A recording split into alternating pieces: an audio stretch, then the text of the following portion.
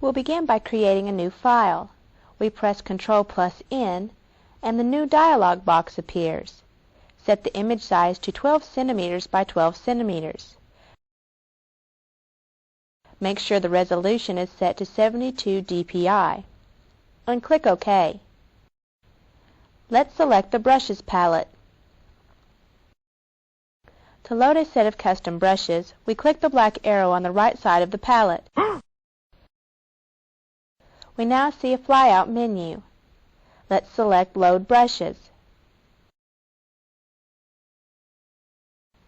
And the Append Brushes dialog box appears. This box works the same as the Open File dialog box.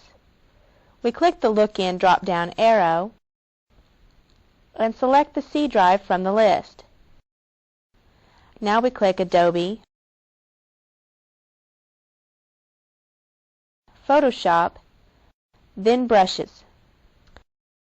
Finally, we'll select the Assorted ABR file.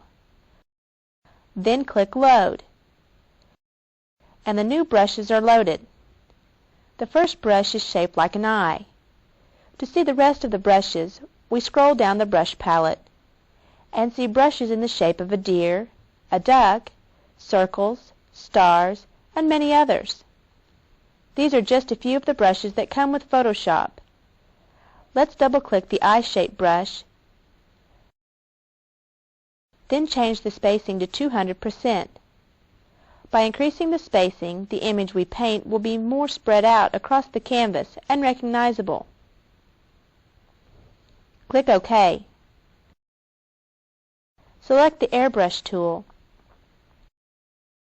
and we are ready to use this brush to paint inside the new image.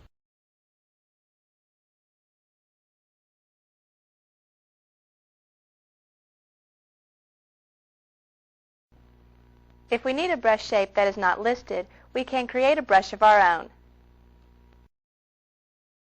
We open the File menu, then select the Open command. From the C drive, we'll select the Learn folder. Then double-click the Planet JPEG file. To create a brush from this image, we must first define the area for the brush by making a selection. For this procedure, click on the rectangular marquee tool. We click and drag across the image to select it. Then we click the black arrow in the brush palette to display the flyout menu. Finally, select Define Brush from the flyout menu. We scroll down the brush palette and see the new brush.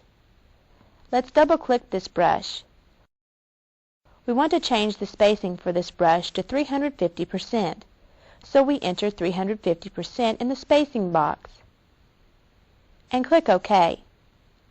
Select the Airbrush tool again and bring the untitled image to the front by clicking on it.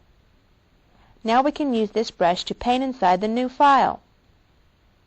If we want to use this brush at a later time, we can save it, then load it the same way we loaded the assorted brushes. To save the brush, we click the black arrow in the brush palette. Then from the flyout menu, select Save Brushes, and the Save dialog box appears. We'll save the brushes in the Learn folder, so we leave it selected and type New Brushes for the file name. Notice the file extension ABR, which stands for Adobe Brush. We click Save, and the file is saved.